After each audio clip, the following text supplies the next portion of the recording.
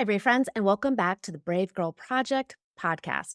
Today, we're tackling the tough question, why is my friend so mean? Whether you're a brave girl in middle school or high school, or a brave parent looking for support for your daughter, I am so glad that you're here. Stay tuned to the end because I have two tools I want to share with you. One that's going to help you have a difficult conversation with that friend, as well as my tool to determine how healthy or unhealthy your friendship is.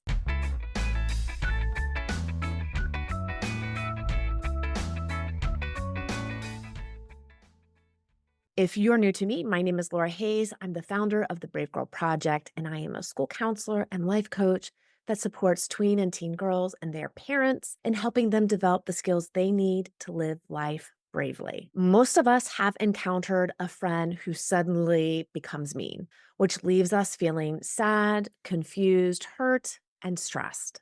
Today, we're going to look at the social and emotional triggers that may be causing your friend to be mean, as well as some of the developmental reasons and some of their personal factors that are influencing their behaviors. Many people struggle with insecurity and low self esteem, which can lead to putting down other people, in part, maybe to help them feel better about themselves.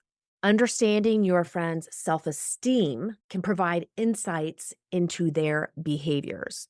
So, how secure is your friend? What is their self esteem like? Some friends use mean behaviors to gain or maintain their social power, viewing it as a tool to dominate or control their friends or their peer group. Additionally, the fear of rejection or being excluded can drive people to use meanness as a defense mechanism. Another factor is social status and popularity. In my group, the Brave Girl Tribe, one of the girls shared something that I loved. She said, sometimes friends are chasing popularity points. They may use mean behavior to prevent them from rejection and exclusion and to also gain popularity. And there are developmental reasons why girls become mean. Remember, we all develop at different times. Some girls may lack some of those mature social skills needed to handle complex friendships, which may lead them to use unintentional hurtful behavior. And another factor that influences someone's ability to self regulate are the other stressors that are going on in their life. So be curious, is your friend going through a lot of stressors right now? How socially mature is your friend? Do they find it hard to regulate their intense feelings and they're more likely to lash out or say things impulsively without thinking clearly through what they should say or do when they feel overwhelmed? Considering your friend's developmental stages might help you understand some of the behaviors you're experiencing. And of course, there's always external factors that may be impacting why your friend is being mean now. Unfortunately, society expects girls to always be nice and kind. Many girls don't know how to express their anger, frustration, or hurt. So we sometimes see passive aggressive behaviors. This may look like your friend excluding you, talking about a party that you're not invited to, telling someone that there's a secret they need to share, and then walking away from you, making you feel like there's something going on that you're not supposed to know about, or that they're perhaps talking about you. Another external factor that influences your friend being mean to you is the desire to fit in and to be popular. There is a lot of peer pressure to be accepted, which may encourage mean behavior, especially if it seems like that's a shortcut to being accepted into this exclusive group.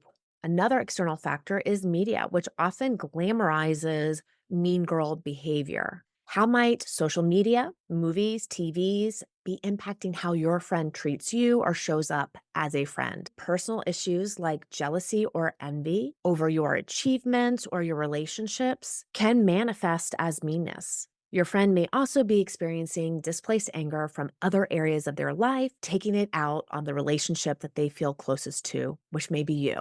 Maybe their parents are going through a difficult time. There may be other stressors that are impacting how they are treating you. And sometimes mean behavior is a cry for attention, power, or control. What are the possible reasons behind your friend's mean behavior?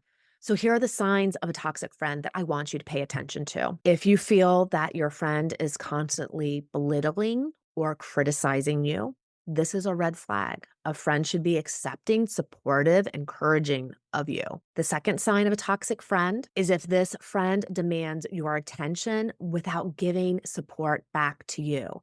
If it's all about them, that is a sign of a toxic friend. There should be give and take, and it should be mutually supportive. The third is if your friend always portrays themselves as the victim, that is a definite red flag. If your friend does not take responsibility for their actions, this is also a red flag. If your friend frequently makes you feel guilty or manipulates situations to serve their interests, this is a sign of a toxic friend. If they blame you for their problems or if they play the victim to gain sympathy, yes, red flag. If your friend ignores your boundaries, if they push you to do things you do not feel comfortable doing, if they share your personal secrets, if your friend is continually envious or jealous of your achievements, if they minimize your successes, a toxic friend that often demands your attention and support while showing little regard for your needs, they monopolize the conversation, or they expect you to drop everything for them. If after spending time with this friend, you feel drained or you're in a worse mood,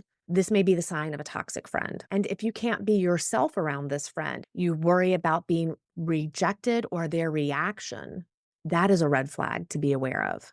And another big red flag is if your friend tries to isolate you from other friendships or control who you spend time with. That's a big red flag in our friendships and our dating relationships. In communicating with this friend, I want you to first pay attention to choosing the right time and place. We want to make sure that it is a private place that you talk with this friend and that you feel comfortable in this setting. This ensures that both you and your friend can express yourselves without distractions or pressures from other outside friends. It's so important to use I statements to avoid sounding accusatory. I feel hurt when you make those comments. I feel hurt when we make plans and you cancel them at the last minute. It's important to be direct, but also kind, clearly stating that the behavior is hurtful. It might sound first like I really value our friendship, but I need to talk about how some of your comments make me feel. This opens the door for a constructive conversation. It's important to let your friend know what you need moving forward from them. Sometimes using humor can lighten the mood or diffuse some of the tension. If you're uncomfortable addressing this issue alone, consider talking to a trusted adult or friend about the situation and seeing if they have some advice that might help support you in having this difficult conversation with your friend. Make sure to download my free tool because this will help you. After expressing your feelings with your friend, observe their reaction. How do they respond? If they show remorse and they're making an effort to make changes in the relationship, yes, it may be worth continuing the friendship. However, if they dismiss your feelings or continue to use mean behavior, it may be time to reconsider the relationship. If you feel nervous about having this conversation with your friend, practice beforehand. Role play in front of the mirror, role play with your parent or another friend. This can be very helpful in building your confidence and help you feel more confident in what you're going to say. And understand that your friend, despite how well you communicate with them, may react defensively or may not realize how their behavior has been impacting you. But it is important to be clear and firm in expressing your needs. I know how much it hurts when you have a friend that is being mean. Oftentimes, it has very little to do with you. And remember, there may be social and emotional factors at play, external factors, as well as their developmental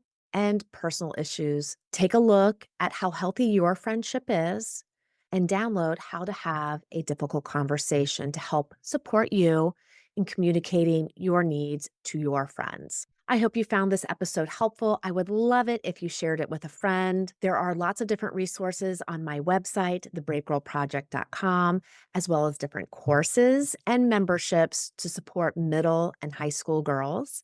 And you can follow me at the Brave Girl Project on YouTube, Instagram, and Facebook. So with that, sweet friends, continue to live life bravely, and I can't wait to see you in the next one. Take care, sweet friends.